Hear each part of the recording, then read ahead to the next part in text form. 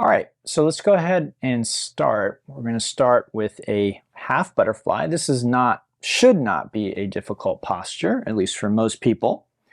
We have the right leg straight, the left foot to the inside of the thigh. And then for those who may be less familiar or newer today, you don't want to do that.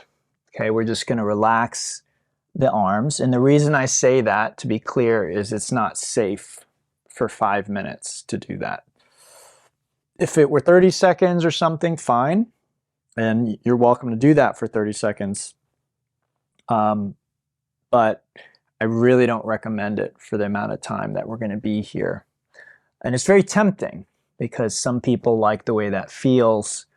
And again, this is sort of a short-term, long-term part of that same discussion. Some things that we do in the short term that are very uncomfortable, long term lead to increased comfort, you might say, because maybe some of the negative effects of aging don't affect us as much or even at all. The flip side is also true. So some things that feel really good in the moment that we're doing them, like maybe this, and you might be thinking, wow, this feels so good. How could this possibly be bad for me? Unfortunately, over a long period of time, like I'm not saying doing this, you're going to injure yourself today. That's highly unlikely. But the way that yoga works, what gives it its power is, again, the repetition of it. So in the Yoga Sutras of Patanjali, which is a very ancient text, he lays out in there kind of a roadmap, you might say, for success with yoga. And I'll be clear for those of you who are newer, who don't know, yoga is not an exercise program. Exercise can be yoga, but yoga is not exercise. Yoga is more of a holistic approach to being, you might say. It really is about happiness, about joy, about peace, and really reaching our full potential as human beings. All of us have a lot of potential, but many of us have that potential sort of dampened by our experiences throughout life. Very many people who mean well, unfortunately, end up teaching us things that really aren't true. And I don't mean in school, I just mean through life, through interaction. We learn things about ourselves that really ultimately aren't true, but we believe it on an unconscious level, and that really kind of takes away our peace and our joy. And again, some of the things that I mentioned earlier, which according to the statistics are on the rise, anxiety, depression, sense of isolation, just a lot of things that we modern people are dealing with. These are the types of things that yoga is designed to kind of help us with. So the short-term effects of doing this may feel really good. Short-term effects of eating a pound of chocolate cake might feel really good, or a full vat of ice cream, might really enjoy that. But most of us as adults recognize that's long-term, that's not going to be good for our health, right? We'll end up with obesity, maybe end up being diabetic if we continue with that kind of a strategy, right? Even though it feels good in the moment. So we may understand this when it comes to food. I think most people do. Even if you find you can't control that, right? That's another issue. Even if you find, I know I shouldn't be eating this ice cream, but I am, that's a different issue than not knowing. But I think when it comes to movement and exercise, a lot of times people gravitate toward and assume that the exercise that they feel good doing, or the thing that they feel good doing physically, that automatically means that's the best thing for them to do. Unfortunately, the same rules apply in exercise as they do with food. There are certain types of movement and exercise that I would essentially call junk exercise or junk movement. I'm not saying there's no value in it, and I'll share with you an analogy. Some of you may have heard this before, but if you haven't, I think it actually works pretty well to illustrate the point that I'm trying to make, because most people are under the assumption, oh, well, movement's good, exercise is good. Yes and no. All right, let's switch sides.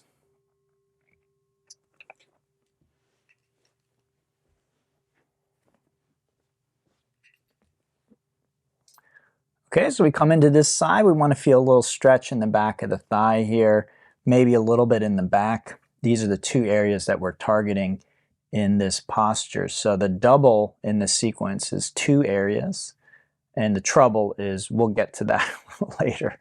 There's some challenging postures in the class.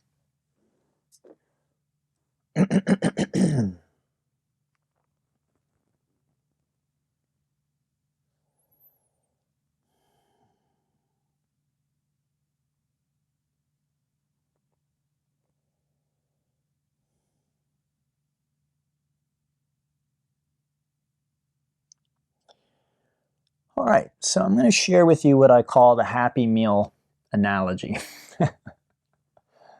I hope no one out there thinks that a Happy Meal is actually nutritious food.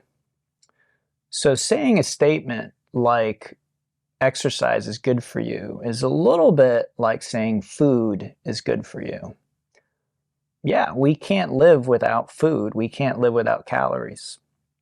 So if I were starving on a desert island and somebody brought me a Happy Meal, right? If I were about to starve to death and someone said, hey, here's a Happy Meal, and I consumed that Happy Meal, it would save my life. No question about it. So is food good for you? Yes, you need it. Is movement good for you? Yes, you need it. You need to exercise. And unfortunately, in our current climate, where most of us earn our living staring at a computer screen, sitting in a chair, we don't get enough movement. You could say we're starved for movement. And make no mistake, there's likely a correlation between the increase in anxiety, depression, dementia, Alzheimer's, diabetes, all kinds of problems that we're having.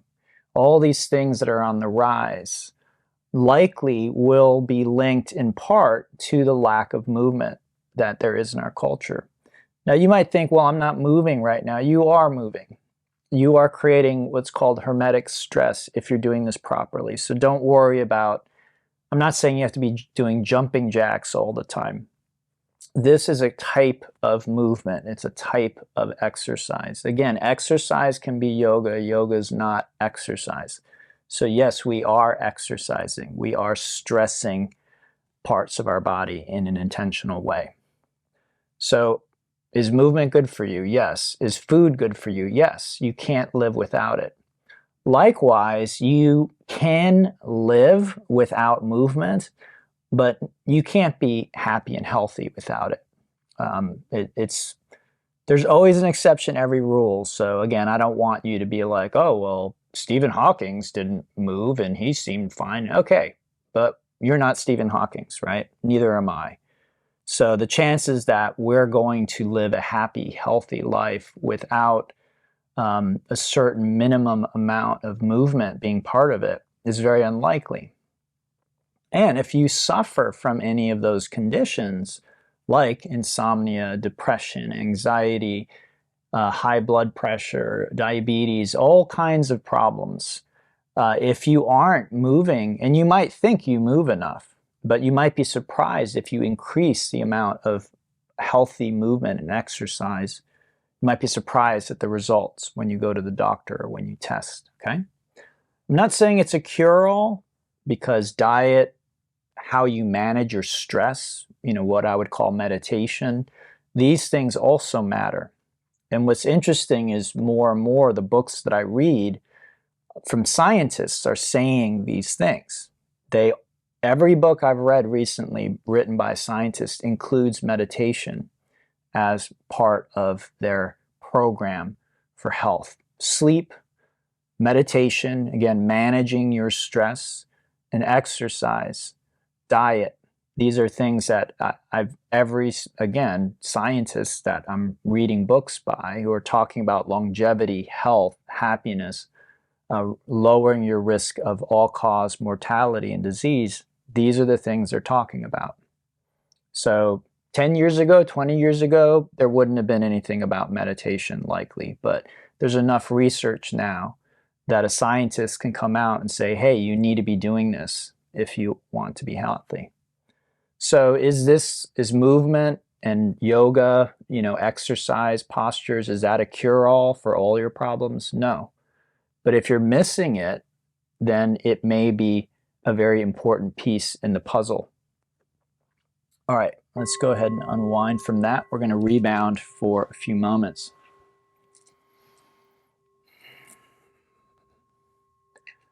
So the Happy Meal analogy is this. If you're on a desert island, if you are about to starve to death and someone gives you a Happy Meal, it will save your life. Does that mean it's good for you? Does anyone think a Happy Meal is actually good for you? Yes, if you have no calories, if you are about to starve to death, just calories, putting calories in will save your life. It will keep the machinery of your body running. But what if you continued to eat just Happy Meals? Well, go watch the film Supersize Me and you'll find out. You'll see. It's not a good thing. You will eventually die of diseases caused by eating just Happy Meals all the time. Likewise, certain kinds of movement and exercise, while they may be good in isolation every now and then, or if we're not moving, just adding that might improve our health in certain ways. If we continue, then we will likely end up with other problems down the road. All right, let's bring our legs in, give them a little squeeze, shake it out.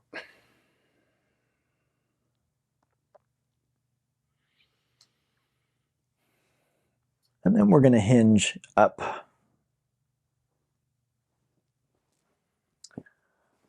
Okay, so continuing on, this is called half dragonfly. You can see I've kind of turned to face the long side of my mat. Feel free to do the same, but it's not required. It's just a way of keeping your heels or your feet on the mat if you care about that. So the legs are straight and wide. Now some of you, I can't see any of you, but some of you may be like this, right? You're sort of holding yourself up. If that's the case, I'm going to encourage you to sit up on something, maybe like a block, and possibly even to bend the knees so that you can let gravity pull you forward, right? If I'm like this, gravity's pulling me back and I'm trying to hold myself up, okay? So again, I can't see you, I can't tell you which one of you are experiencing that, or if you are, but I see it in class all the time. So please do that. Okay, next step, we're going to turn toward the left foot. Make sure it's your left foot. And then you'll just hold the foot. You're not pulling, but you are just holding yourself in place.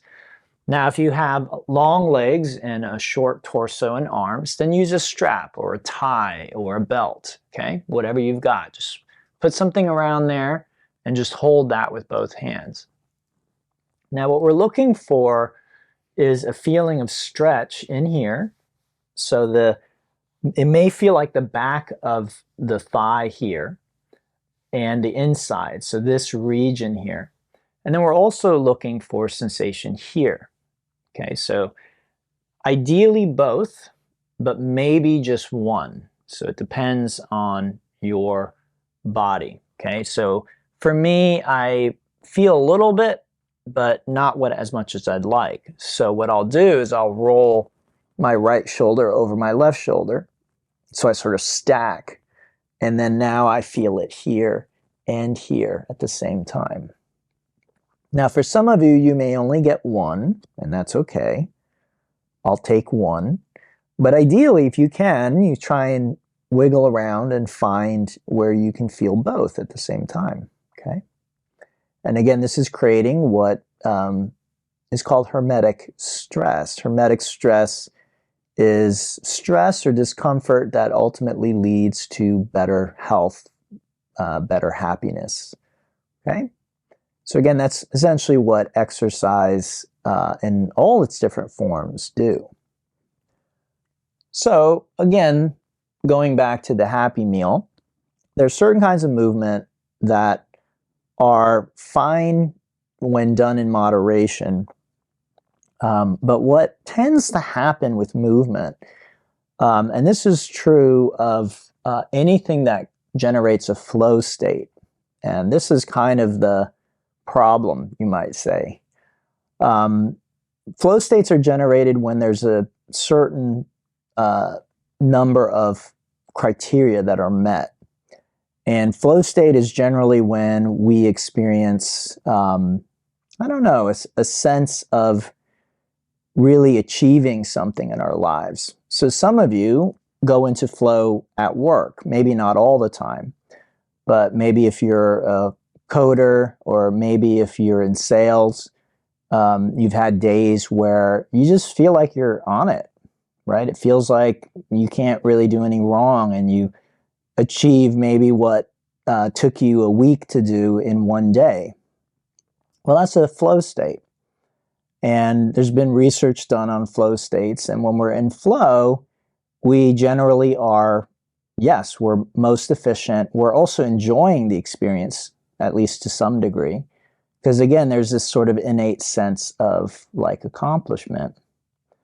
Many musicians are, in a sense, addicted to playing music because music creates a flow state. Not all the time, again, but ideally that's what a musician experiences. And yes, flow states are addictive. So that's not my opinion. That is just the fact of the matter. So exercise also produces flow state. What many people do is maybe they have a friend who plays tennis, and so their friend invites them to go play tennis. And they do it, and maybe they fumble a little bit. Maybe it's not the best experience, but they enjoy the company of their friend. Afterwards, they go and get, a triple macchiato latte or something and have a nice conversation. So the next time their friend invites them, they agree to go.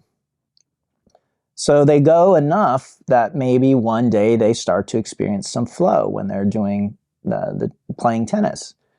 And again, flow tends to be addictive. We tend to enjoy the experience and then want to recreate it. And oftentimes, the more that we do something, the easier it is for us to get into flow. Because again, there's just this sense of, wow, that was really good.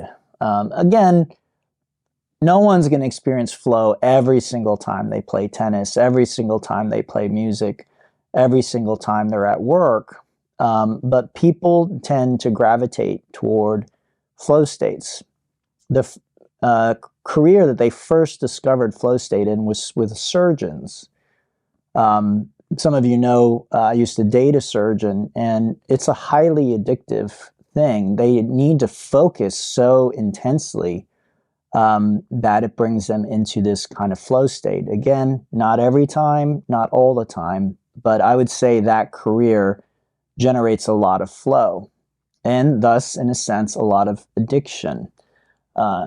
If you're understanding what I'm saying about addiction, I'm not talking about heroin. I'm saying they're addicted to their job, to being a surgeon, to doing surgery. All right, let's switch sides.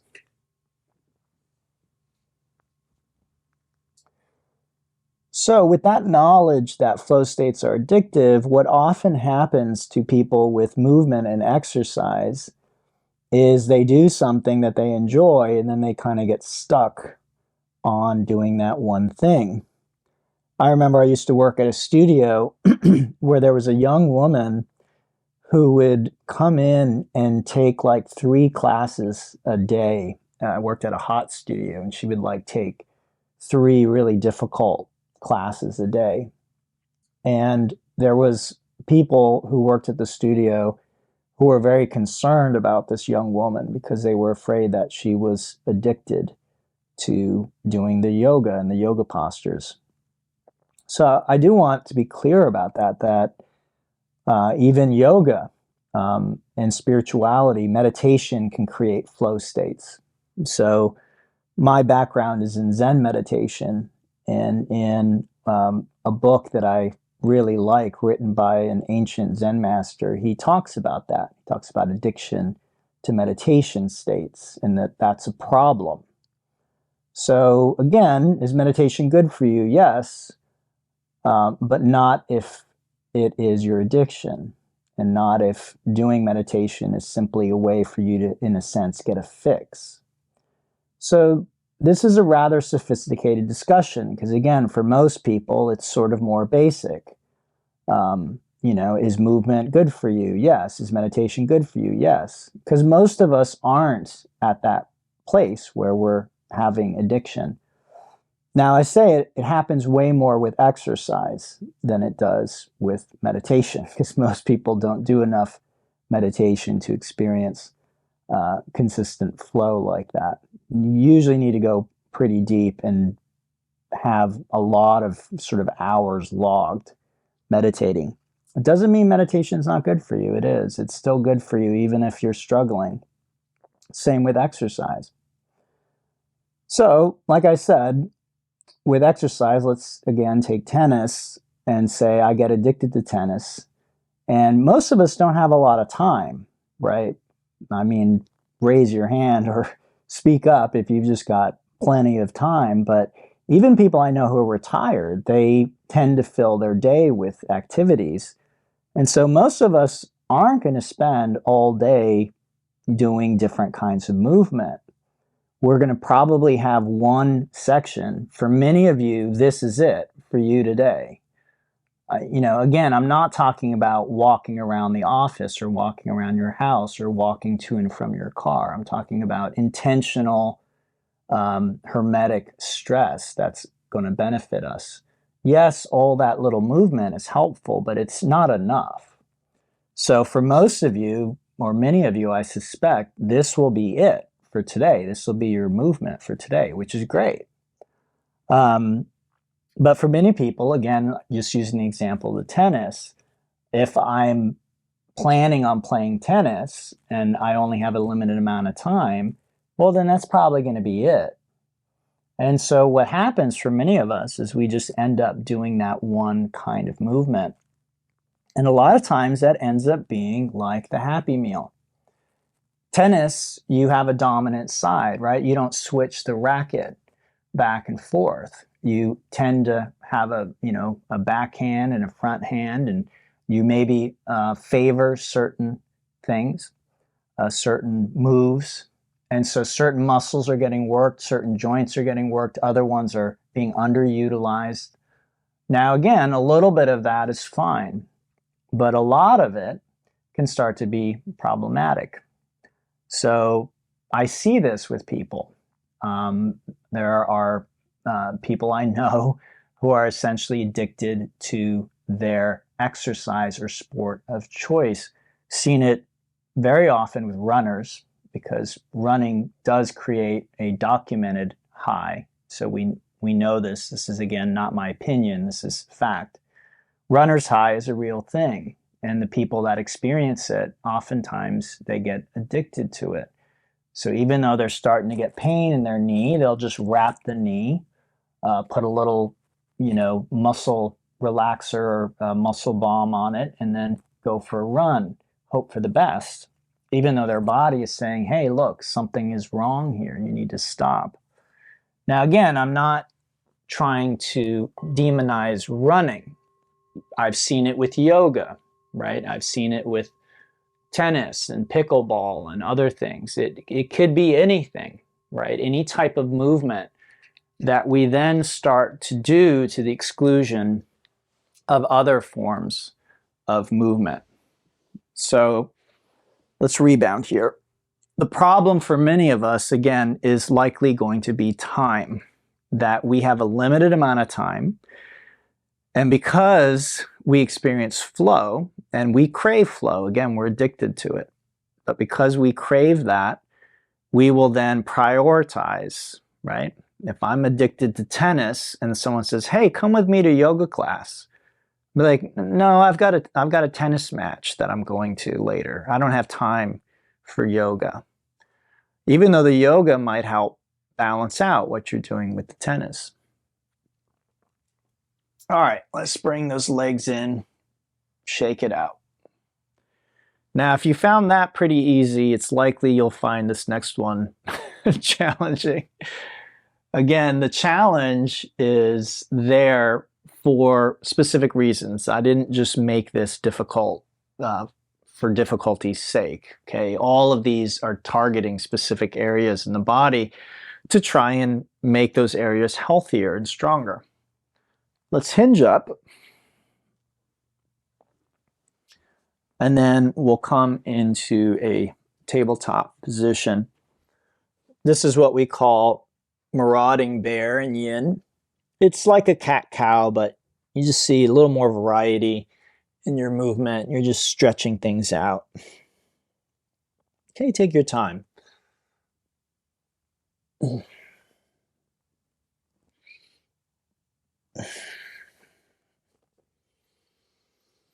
When you're done with that, you can tuck the toes, lift the hips, come up and back, stretch things out.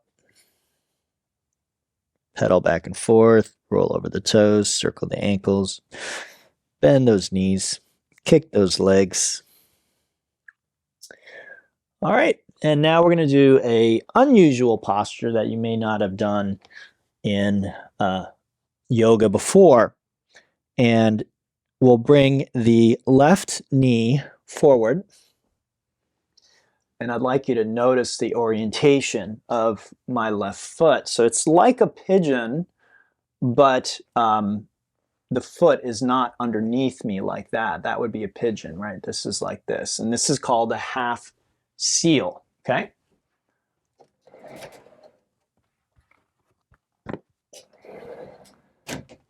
Now I'm just grabbing these props here. Some of you may not have these, but they can be very useful in general.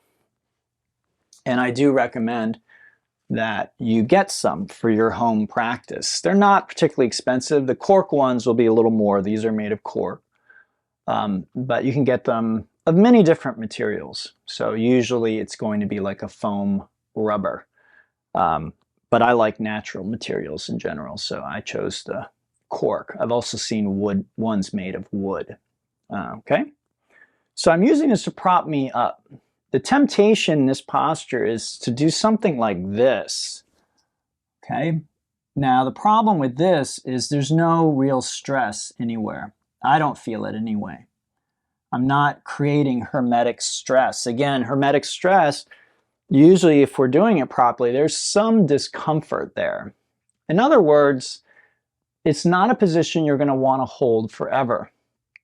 Think of a position that you might watch television in, or that you might read your favorite book in. Generally, that's not going to be a position that's creating hermetic stress. So you can think of hermetic stress and rest in a kind of yin-yang relationship. What in yoga we call restorative postures are postures that generally are not creating stress. That's the way I think of it anyway. Okay, other teachers, other people may have a different opinion or different definition of what they would call a restorative. But for me, a restorative is a resting posture. It is not a posture that is designed to strengthen or work or exercise specific tissues. Restorative postures very often are more subtle than that. They're working on the subtle energy of the body. There might be a little bit of physical stimulation there, but it's pretty minimal at that point. Here, we want to feel a stretch at the front of our right hip and in our back. So again, there are two areas we're targeting. One is we've brought the femur bone, the thigh bone, on the right side into what's called hyperextension. I know many of you might be thinking about this leg. This leg is actually not part of the equation. In a sense, this leg, if we could just pop it off and put it somewhere, we would. But we wouldn't get as deep a stretch. It's actually helping us with the stretch in the back leg. And that's because the legs are connected. As I push back, I'm also bringing my spine into what's called hyperextension, okay? So this is essentially like a split for people that can't do a split. And that includes me. If I were to straighten this leg out in front of me, you'd see I'd be kind of way above the ground and kind of in an awkward position. Once I bend the knee here, I'm able to drop down, essentially getting my hips near the ground, creating a lot more stability. And stability is important. It's not the only consideration when doing a yoga posture, but it is a consideration. I don't want to be so off kilter and off balance when I'm doing yoga postures. Now, this is about as yang as a yin posture gets, meaning it's about the maximum amount of work that we generally do in yin class. Most of the yin postures, like the one we started with, are much more relaxing. They don't require so much muscular effort to hold yourself in position. So why are we doing this? Well, again, because there's a lot of benefit to it. The hip flexors, which is the front of your right hip right now, right? So this is the left leg. It's this hip, the one that's far from the camera that we're actually focusing on. Those hip flexors generally get abused in modern chair-bound work environments where we have to sit for hours and hours every day. Then when we get off work and we go for our run or our hike or we do other activities, we're generally creating tension there. We're not necessarily stretching those muscles back out. In fact, many people walk in a way that maybe even exacerbates the problem. Even though walking, yes, is good for you, not all walking is created equal, right? If I'm walking in a dysfunctional way, I could be making certain problems actually worse. So I'm not telling you not to walk. I'm not telling you not to exercise. But again, it goes back to the happy meal, right? Is all food created equal? I think we all know the answer is no. Is all movement created equal? No. Is all yoga created equal? No. Is all walking created equal? No, right? There are many different shades that affect how good or bad something is for us. Let's switch sides. So I'm just going to stay so you can see what happens. Okay, so again, it's this area here and here that we are targeting with this posture. If you're finding this posture next to impossible, you're not alone. What that likely means is possibly two things. One is you actually have an injury that you should address with a healthcare professional. So yoga classes like this one, contrary maybe to what people like to think, it can be part of taking care of your health, but it's not part of what we would call like a medical intervention. So if you're having an acute problem, like you have an injury, then you may need to have that addressed with a physical therapist, maybe a yoga therapist if you are doing a lot of yoga and you're encountering specific problems, or if you think it's possibly related with psychosomatic issues. I have a student who's a physical therapist, and she's helped me with some physical therapy, and it's interesting because we were having a conversation about sort of the limits of physical therapy. And she said that, she can help people with all of the physical problems, but very often there can be also psychosomatic issues, which means that there are emotional blocks, there are psychological blocks that prevent the person from being free of pain and feeling really 100%. And she said, that's kind of the limit of what I can do as a physical therapist. I can't help people with those things. So again, there's sort of this mind-body connection. One of my teachers likes to talk a lot about that. and generally we'll find that. That's why many people experience, when they do yoga postures, again, a sort of overflow into their mental, emotional life. Some of the things people report are like increased clarity from doing yoga, increased sense of calm. They might sleep better. Now, again, if you're saying, well, I've been coming to your class for weeks or months now, I haven't experienced those things, I will say that dosing is important. So again, the amount and frequency we're using something is going to affect its outcome. So again, I don't want, well, let me say this. With the tennis example, tennis is just generally tennis. It's generally the same thing. You're moving the same limbs in the same sort of way. You're likely doing the same kinds of movements. And again, tennis as exercise in moderation is going to be good for you. I'm not saying don't do tennis. I am kind of saying it's not a good idea you get addicted to tennis. Now, if you're saying, well, look at, this professional and how much she played and all this kind of stuff. Professionals they have different goals. Their goal isn't necessarily to be healthy. And from what I've read from people like Gray Cook, very often they intentionally have to create imbalance in their health in order to compete. So again, if you are playing tons of tennis and you're competing in a kind of like a amateur level, encouraging the movement is good.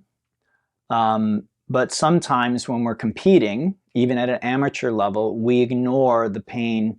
We ignore other things that we might need to do in order to stay healthy. So I want to be very clear that winning a ball game or tennis match is not the same thing as being happy and healthy. Very, very different things. So we might admire an Olympian who wins the gold medal and be like, wow, I wish I could be like them.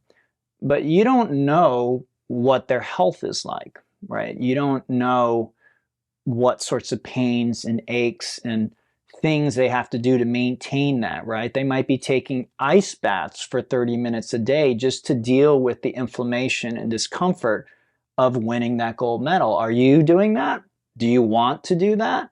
Do you have a physical therapist on call to help you with all that? So this is the thing that sometimes people who do competitive sports at an amateur level don't think about, right? They get into the flow state, they're moving, they're having fun, they feel good, so they assume that, okay, that's it, this is great for me. All right, let's come on out of this.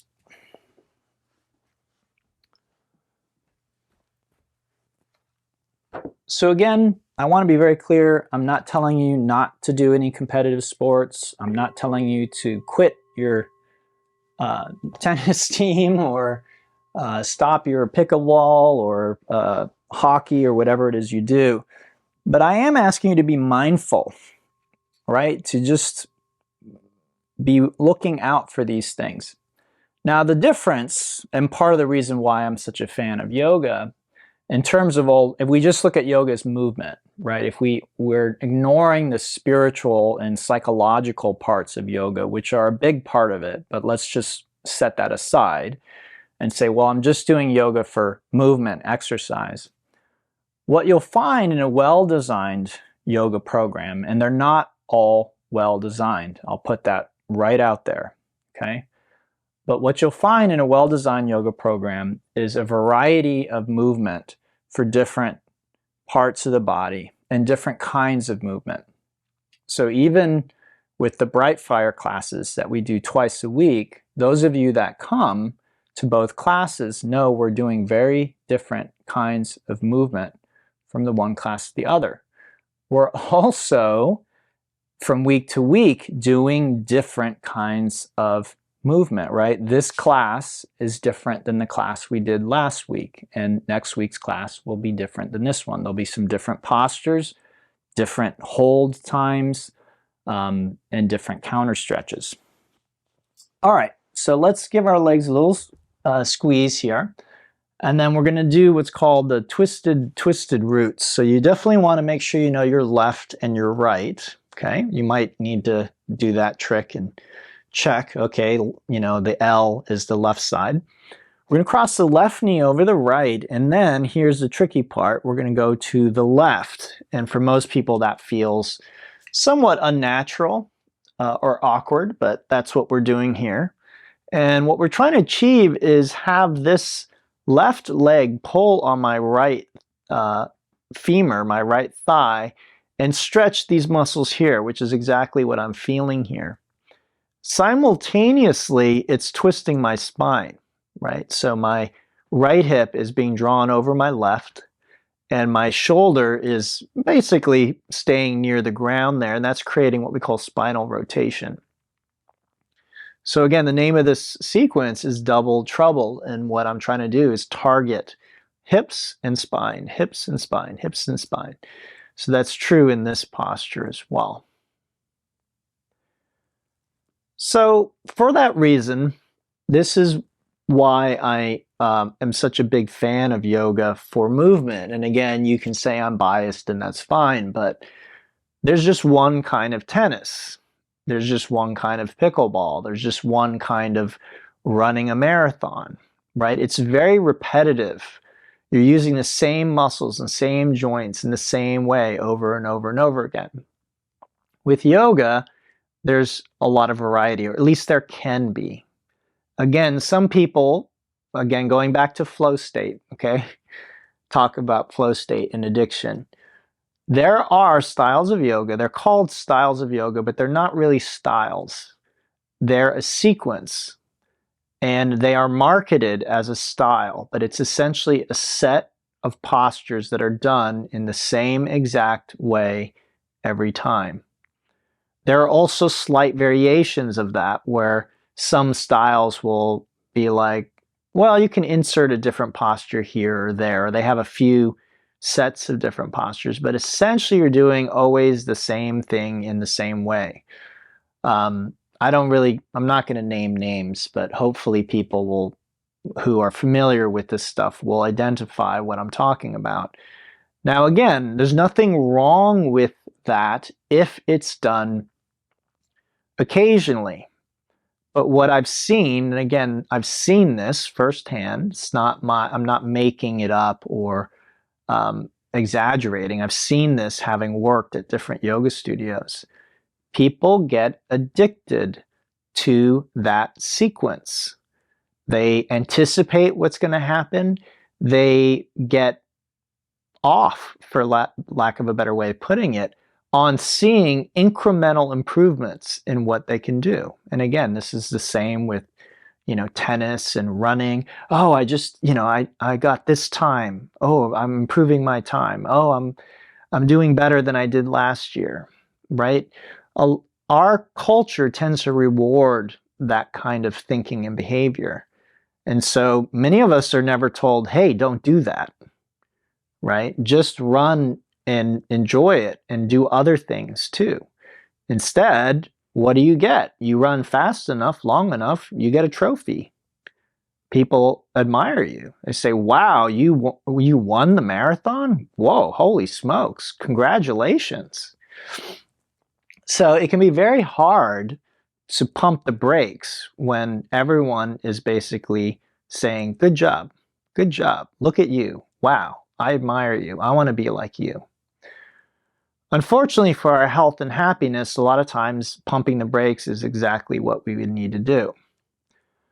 So again, it happens in yoga, and mostly it happens in these types of situations where it's predictable, it's the same postures over and over, and people literally get addicted to that experience. And so they come with that, to do the same thing all the time. Now that's going to have the same problems as, tennis or something else.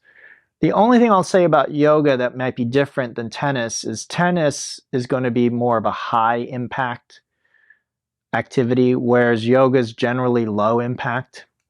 So, you may not see the same sorts of problems coming up and rearing their head with yoga as you would with some of these other activities. I'm still not suggesting you go do that, but very often yoga is seen as something that you can do for the rest of your life, and it's not going to hugely impact your health in a negative way. Now, again, I'm not saying if you run marathons that that's a bad thing. I am saying that there's going to be a balance there, that if you likely want health and happiness, that needs to be there. Let's switch sides.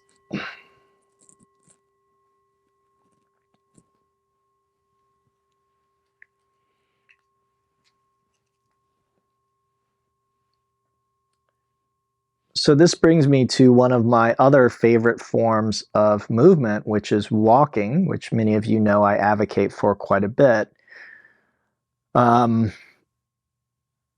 Walking, not all walking is created equal, right? So we can walk with normal shoes on pavement. That's going to have certain health benefits. In fact, let me start here. We can walk on a treadmill. That is the least beneficial form of walking that you can do. I'm not going to say there's no benefit, but you're not going to get the full benefits of walking. So when I talk about walking, I'm not talking about a treadmill. At a minimum, walking should be outside. Okay? So if you live in a big city like New York City, put on your shoes, go out on the pavement, and walk around. I used to live in New York City, in Manhattan, and this is one of the great benefits of having grown up there, is I walked a lot. I walked a lot because I was a kid with no money. So even taking the bus was like a buck, which to me was a fair amount of money. So a lot of times I would opt to walk instead of taking any form of public transit. Okay. So little did I know at that time, but that was actually creating a relatively healthy body for me. Now, walking in modern shoes on pavement is still not the best. So getting what are called minimal shoes, where your feet and your lower leg, the lower part of your leg, has to work, those muscles have to work, those joints have to be worked, again, creates hermetic stress. When I teach yoga, I see many people have trouble balancing with standing balance. For many of them, the problem is weakness, dysfunction in the feet and the lower leg. Most of us don't realize there's weakness down there. Because have you ever had somebody come up to you and be like, look at how strong my feet are? No, right? They'll flex their guns, or they'll be like, look at my six pack, or whatever it is. They're not pointing to their feet. But how do you know their feet are weak? Ask them to balance for a few seconds, right? And if they start wobbling and falling over, there's a good chance feet and lower leg are weak. It's not what fitness people, gym people tend to focus on. They tend to focus on biceps and triceps and pecs and abs and glutes, right? All the kind of sexy parts of the body. They focus on that. True health is going to focus on everything, the whole thing. So walking is one of the best ways to create true health throughout the body. Now, so walking on pavement with normal shoes, good. Walking on pavement with minimal footwear. Minimal footwear are shoes that have a large toe box. They have a zero drop heel, and they're flexible, so the foot moves more freely. Okay? Doing that, even on pavement, is going to be better. It's going to strengthen those areas, and that's going to radiate all the way up your whole body. Then, if you can get onto uneven pavement, or not pavement, uneven ground, like a trail, even better. And that's where you start to see what I'm talking about with the variety. Walking on a trail is like taking, varying your yoga class. So again, the way I try and design my classes are, we do that. That's built in. We do some of the same things in the vinyasa class as part of the warm-up. But then once we're warmed up, there's a lot of movements that we're doing that are perhaps unique to that class. And again, that's very intentional on my part. Same with the yin. There may be some postures that are the same from week to week, but then there are going to be other postures that aren't. They're different. And again, that is to create the variety that you need. Now, am I suggesting that all you need is yoga? No. But yoga paired with walking is very powerful in terms of our health and well-being.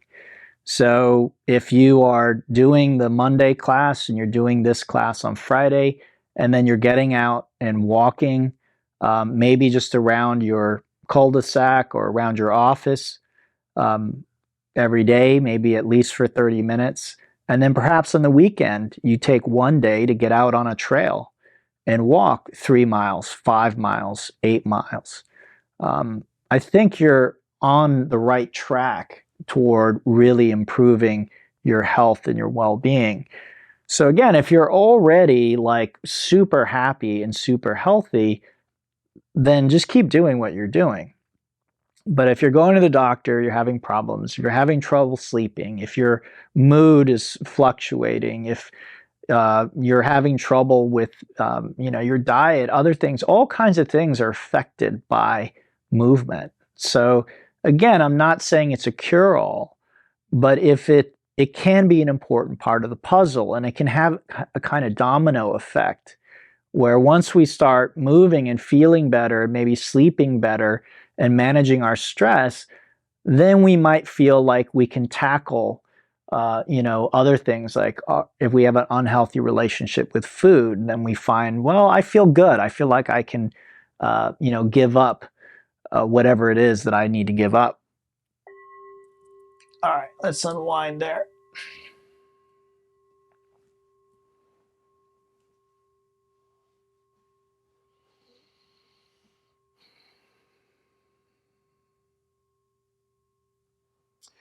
So again, guys, I share all this just with the intention of to be helpful. These are things that I've learned and I apply in my own life. And again, many of these things actually come from scientific sources. And very often my teaching is a result of a confluence of what I've learned from the yoga tradition, which is thousands of years old, and where that overlaps with the science, where the modern science is saying, hey, yeah, like this is actually right, or this is true. And then some of it also is just my personal experience and, what I've sort of learned. Like I like to say, some of it is my opinion, but my opinion is not unfounded. It's not ungrounded. It's based on reading books and, researching different things. So it's not an uneducated opinion. It's an educated one. All right, let's shake it out a little bit. Hopefully that wasn't too difficult for you, but if it was, if you're new this week, I hope you will come back next week. We'll be doing something much easier. And that's how it normally is. But I do want to remind everybody that the intention is that the discomfort that we created in today's class will hopefully create a better sense of well-being long term. Now, again, will this one class do that? Probably not, but you might feel an effect, even just the one class. But again, what most people experience is if they continue practicing yoga regularly, that generally they find it's like brushing your teeth, right? What do you get for brushing your teeth? Nothing. You get to keep your teeth. You get healthy teeth and gums. Yoga's like that. You get a healthy body, healthy heart, healthy mind. And, if you brush your teeth only once a week, you're probably still going to get cavities, right? So frequency, dosing matters. And it's the same with yoga. It's the same with movement, exercise, walking, all of those things. All right, everyone, let's finish with a little bit of relaxation. If you have a timer or a watch or a phone, just set a timer for 5-6 minutes and see if you can just let your body rest still for that amount of time. That's called Shavasana.